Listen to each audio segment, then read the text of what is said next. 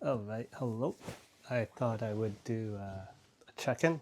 It's Friday, end of week 3 of school, and I had my first test. Um, well, to back up, I thought I was getting better from my cold, and then on Monday, on the way to school, I went into the subway and I got this like huge, what I thought was an allergy attack of like sneezing and runny nose. And it might have been allergies, but it kind of turned into just more phlegm and congestion from the cold. And I got really frustrated. So I think on Wednesday, I got a doctor's appointment. Um, Irene had sent me this link for online doctors, which is really convenient, called It's o-doctor.com. And within an hour, I had a video appointment with the doctor.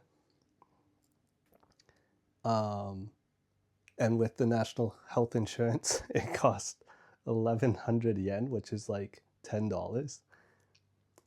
And the doctor prescribed some antibiotics or antibiotics, and they were ready for me at the pharmacy like 4 hours later, the pharmacy next door. And I didn't have to I just had to show my health card. Like this, it's it's quite a good. This is surprisingly quite a good digital system where he like sends it to the pharmacy and they prepare it, and I just have to show my ID, essentially my health card. And then I got some medicine. Medicine didn't seem to work at all. And then finally today I was getting really frustrated because yesterday was really phlegmy and coughy. That I started taking the cold FX that I brought from Canada, and that seems to have helped. I'd been kind of rationing it because I only brought one bottle.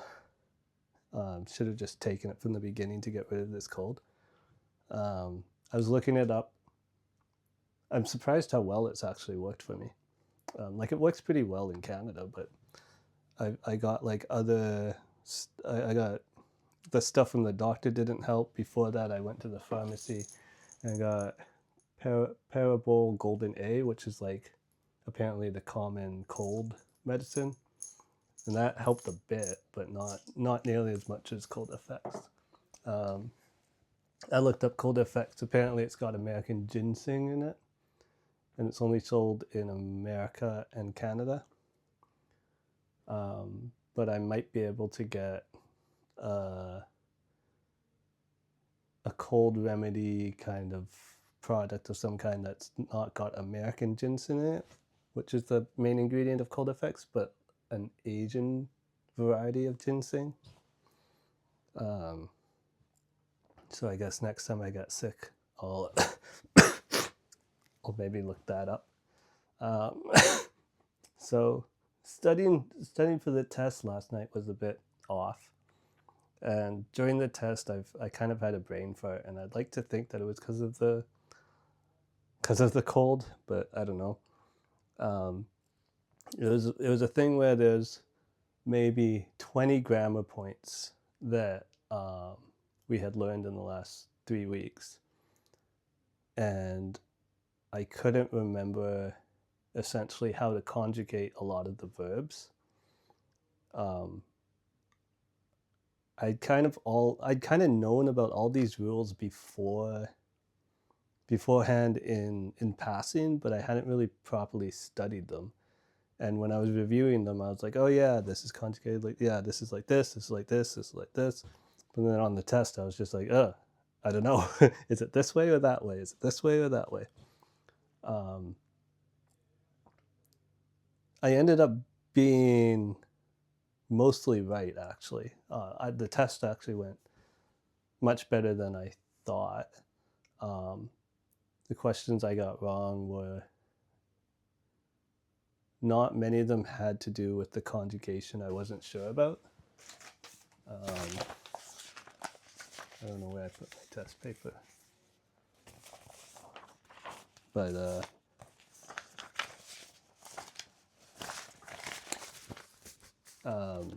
yeah, the conjugation I wasn't sure about, actually mostly correct in my deducing which way it probably was, how to conjugate it.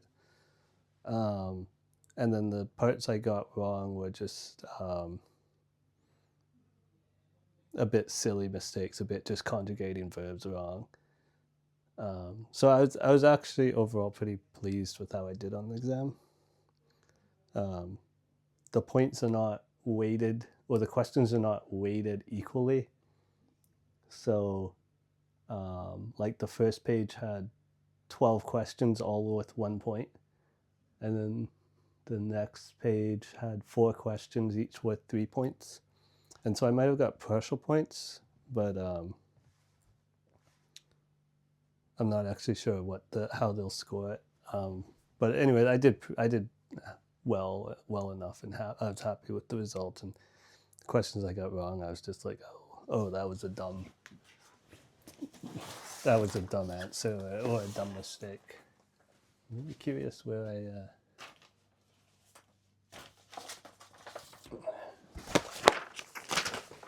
put the quiz.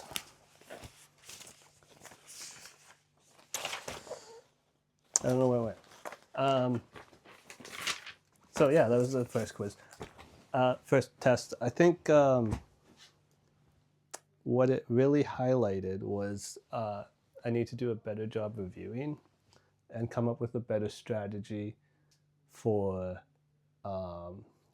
going through and memorizing all these grammar points and how to conjugate them. But it was good to see how the school tests, and then know that I need to do more to do review before the midterm and the final. Because at the end of the day, this test was worth like 2.5%. So it wasn't really like a big deal or a big stress. Tomorrow I plan to go to Hitachi Seaside Park, which I've been wanting to go for a long time. I booked it on Monday with a friend because I thought I was getting better, and then through this week I've been like coughing and feeling not great. So until this afternoon, after taking some cold FX, so it should be okay tomorrow. But it was also supposed to be the one sunny day, according to the forecast, and bookend by clouds and rain. And I was like, if there's one sunny day in the middle, I doubt it's gonna actually be sunny.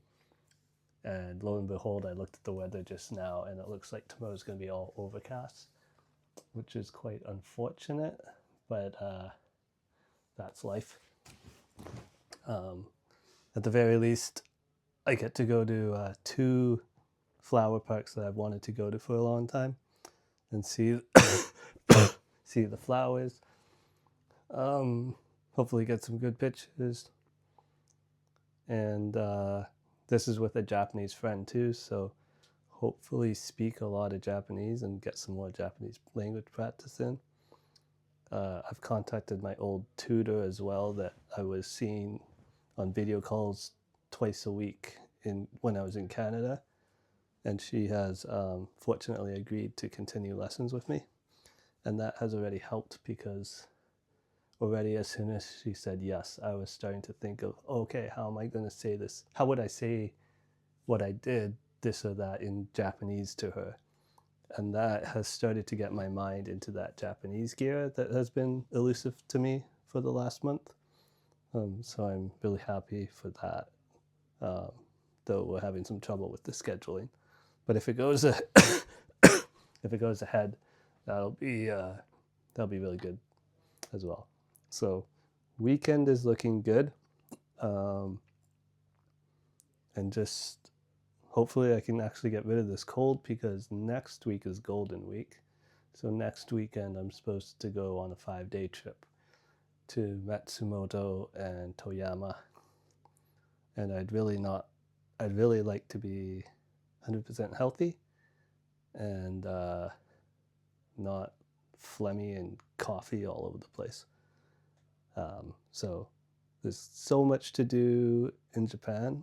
I was telling some friends the other day, like every week, there's something I could do every week after school. Like I could go to a cafe, go out for dinner, and every weekend there's like 5 things to pick from at least to do that I want to do, that I kind of have to pick and choose. And it's a lot of those 5 things are seasonal things too, like seeing flowers, seeing cherry blossoms, or like events, and not just like museums or tours or like going hiking or going to a park. There's so much happening in Tokyo all the time. So it's really frustrating to be a bit sickish because there's so much I want to do. And I also need to spend more time studying. Oh yeah, I'm also looking for new housing. Yesterday I informed this share house that I'd be moving out, and so I have to give 2 months notice, which works out okay because I think what will happen is I will stop paying rent at the end of June, but I'll probably move into a new place sometime in the middle of June, so there'll be a bit of an overlap. But that'll mean that the moving day is not hectic, and I can manage it okay, because it'll probably take 3 trips, I think, to move my stuff. Like, even though I got here in 2 trips, I've bought a bunch of like household things. So I think it'll take 3 trips.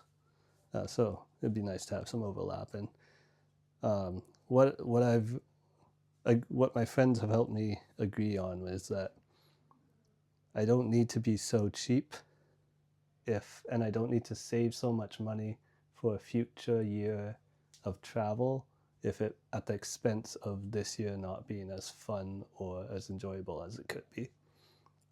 So I'm trying to spend more on housing to really enjoy living in Japan for this year, because I don't know if it'll be just 1 year or not. The money will always come back. Well, I'll always be able to get money again by working a job, but I won't get this year back living in Tokyo. That said, I'm still being a bit chintzy on the places. The one, I guess my preferred option is $250 a month more than the other 2 really good options. But the other 2 really good options are not, like, they're good, but they don't look great. And their location is kind of walking distance to the school, which is actually not what I want. I want to be close to Ikebukuro, which I am right now, because Ikebukuro is a big hub that has lots of food, and it's got lots of food. It's got a giant cafe that I like going to because you can always get a table, and the tables have plugs. Like, there's 4 Starbucks in Ikebukuro, but not all of them have. They're all pretty small, so every time I've gone to them, there's been a few seats or there's been no seats, and there hasn't always been seats with plugs. So if I go with my computer, it's nice to have one with plugs. And then Ikebukuro is just really convenient for getting to Shinjuku and Shibuya. It's a major town center, but it feels a bit like Shinjuku is the city of town centers, and Shibuya is also the city busy town center of cities. Ikebukuro is a bit more suburban in a way. Like, it's still very big city, but it's not as busy or as popular, but it's not also rural, which is what I like about it. It's like the right size and underratedly convenient to get places from it. Excuse me. So yeah, I've been looking at the housing. I think I am going to make a decision in early May. My theory being that I don't need to rush it now in the couple days before Golden Week. If I wait until after May starts, then there might be an update to the websites. The one website I'm kind of focused on for getting, well, there's two websites, two companies. Well, there's two companies. One company is the one I have preferred and only has one place I'm interested in. The other company has a lot of locations and a lot of places. And so waiting until May, they might update with more people moving out. It's hard to tell because in Japan, you pay monthly rent, but you can move in any time. So your first month is prorated, but it's a 1 year contract. So your first and last month will be prorated. So, and that company only have to give 1 month's rent. So it's hard to tell when they update, because like in Canada, you would expect at the beginning of the month, at the end of the month, people would inform that they're leaving, and then so at the beginning of the next month, there would be an update to the website. But that's not the case in Japan, because you can move in any day and finish any day. But I figured I'd wait for that. Whether that's true or not, I don't know. And just like, so I'm not rushing the whole process. I have the time, so I will try and get a place that I'm going to be happy with for a year, and not just like whatever shows up or whatever I can get. Good news is, though, there's a preferred one that's fairly expensive. There's two that are pretty good, or like would regularly be good. They're just not in the right area. And then I think there's two more after that are decent. And then there's two or three more after that are okay. And then there's a ton of like meh or no, but like if I was really in a pinch, could live there for however long.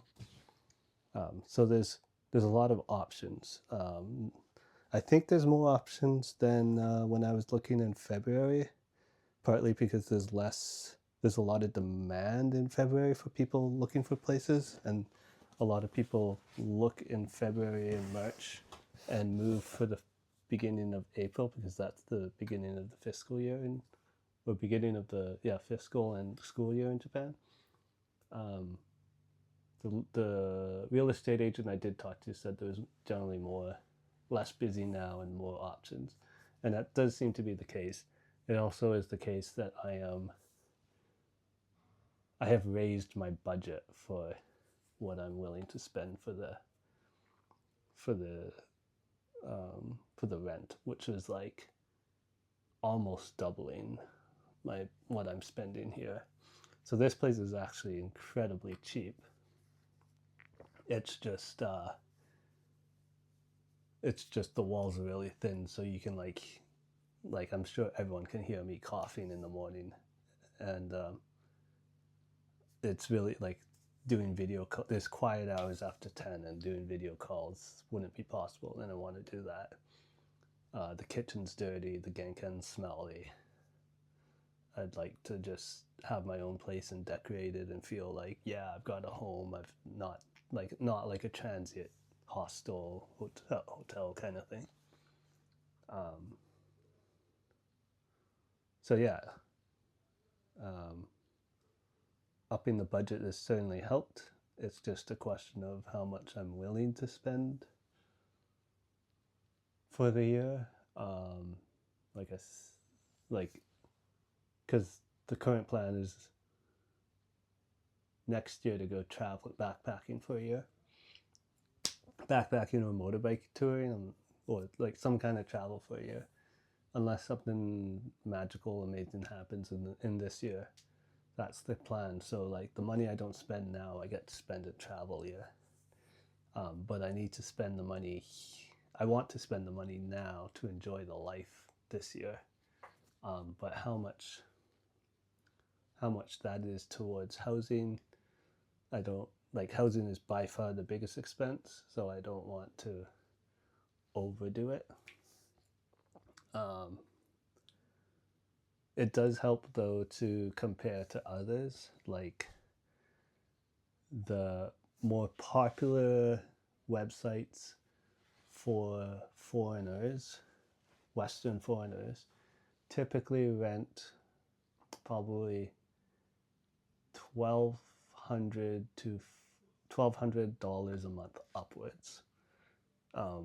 One website that like I see all the time on Instagram is generally around the 3,000 a month. It's absurd for like. But like I have a friend that's in a basically a dorm of a share house. He's a share house. It's a share house with like 100 rooms.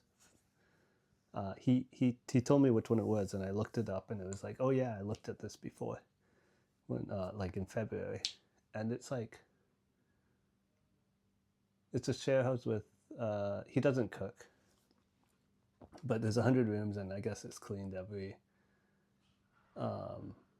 day, and he doesn't have any noise issues or anything like I do.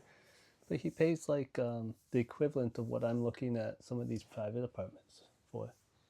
So it's all like it can be a bit relative, um, and it's kind of a personal comfort of how much I'm willing to spend of my savings. Um, but yeah, that's the update on week 3. I'm gonna go to bed now because gotta get up a bit early for the flower park tomorrow, and yeah, hopefully I'll have an update after that. I was trying to make a video about last weekend, but I'm having trouble finding the time to make the video, and also just making it on my phone has been really cumbersome because the video editing software on the phone is not working very smoothly or efficiently. And I might have to try it on the computer, but haven't gotten around to it yet. Hopefully I'll have a way to share photos and images in some capacity of the flowers tomorrow, but I need to figure out a streamlined way of doing it that doesn't take hours and hours. So yeah, we'll see how that goes. But thanks for watching, and thanks for the comments. Bye.